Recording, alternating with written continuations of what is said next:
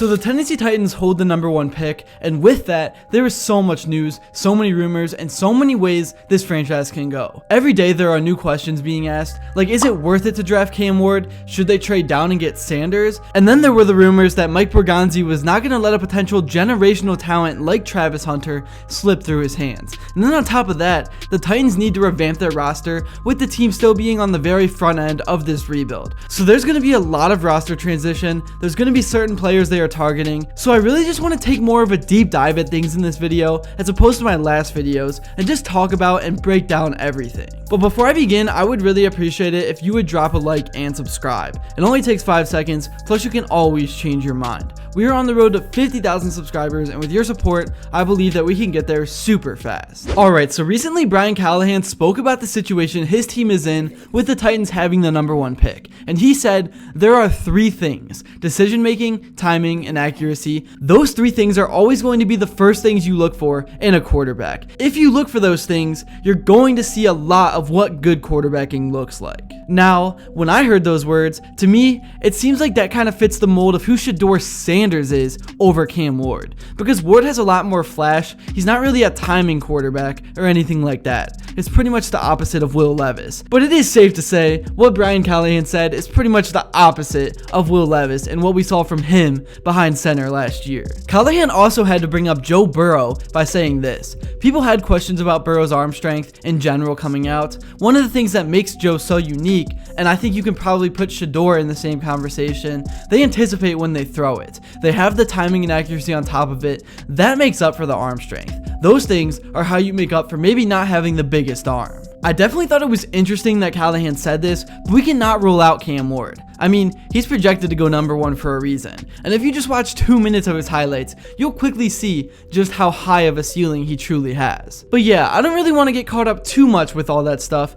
Whoever the front office feels comfortable taking is who they're gonna take. But I still feel like it would be very beneficial to sign another QB in free agency to sort of serve as a safety valve and just a vet in the locker room. And there of course are other skill position players and defensive guys that I think the Titans should pick up as well. So let's talk about it. According to ESPN, Tennessee possesses ties to 4 of the top 10 free agents on the market, and they have the cap space to really make noise. 2 of these free agents I already talked about in my last video, but might as well bring them up again. So the first player that the Titans really should make a heavy push to acquire is a receiver that has ties to a QB that I noted earlier in Joe Burrow, and that is T. Higgins. Higgins is a Tennessee native, and Brian Callahan was his offensive coordinator, and Callahan's offense needs an X-boundary receiver after trading away DeAndre Hopkins. So if he reaches the open market, he is a must get. Well, maybe not a must get, but he would be a major target for whoever the Titans' new quarterback ends up being. And looking at Higgins' numbers from last season, he had 73 receptions for 911 yards with 10 touchdowns and an average of 12.5 yards per catch. And when you're looking at those stats, you have to keep in mind how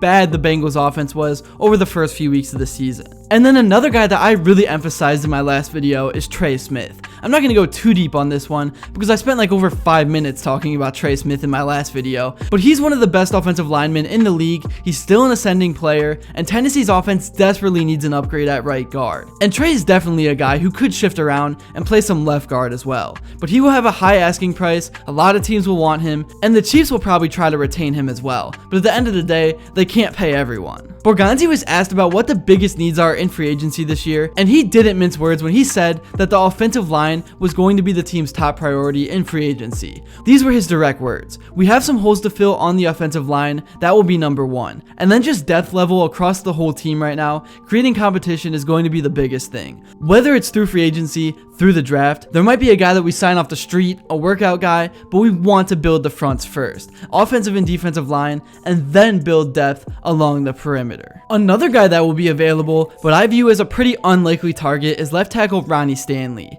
He's one of the best in the business, an all-time great, but he is unlikely to return to Baltimore. And I mean, we all heard what Borganzi said. So any good lineman that's a free agent, I at least have to mention them as a target. And other potential free agent linemen include Cam Robinson, a left tackle from the Jags, Will Fries, a right guard from the Indianapolis Colts, Zach Martin, a right guard from the Dallas Cowboys, but he is likely to retire, so that might not even be an option at all. And then Mekhi Becton is a right guard from the Eagles, he's about to play in the Super Bowl. Kevin Zeitler is a right guard from Detroit. James Daniels is also a right guard, and he's in Pittsburgh. And then Alaric Jackson is a left tackle from the Rams, and Tevin Jenkins is a left guard from the Bears. So those are all the potential free agents that could be signed. Again, a lot of those names are probably unrealistic targets, but I still had to mention them. And then considering that the team has said that JC Latham could move to right tackle if the team falls in love with a left tackle, the only position I excluded on that list was center.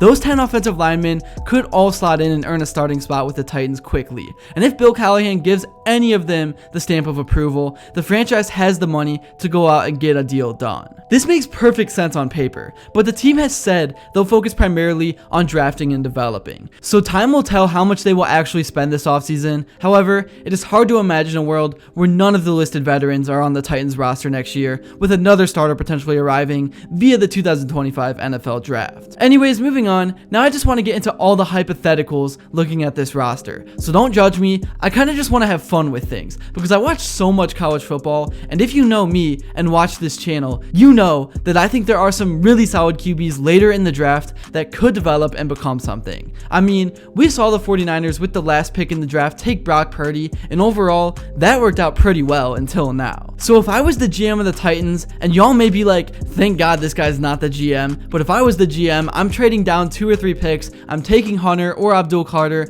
I'm getting an extra second round pick out of that trade, then I'm drafting an offensive lineman with upside, and then in the 3rd round, I'm taking Kyle McCord, Will Howard, or Dylan Gabriel, and then I'm signing a guy like Jameis Winston, or I would heavily pursue Russell Wilson, and then I build and add to the defense with the rest of the picks, and I'm signing a receiver like T. Higgins, and then I would go through the 2025 season. I wouldn't tank, but obviously this team would not win a ton of games, and that's when you go all in for Arch Manning. And then all of a sudden, Borganzi would have a nice little squad. But you all might think I'm an idiot. I know I play way too much franchise on Madden. Maybe Shedeur Sanders or Word are the generational talents that some people are saying, but to me, I don't think we've ever seen a player as good and as hyped up as Arch Manning, and I would just play the waiting game with him. And who knows, maybe Will Howard could become a solid player anyways. He's got all the tools and nobody talks about his size enough. But as I've said a million times, the Titans do have the #1 pick, and that is a given fact, and it's not always guaranteed in future years that you'll have the #1 pick. So I guess they should probably just capitalize on what they have in their hands right now.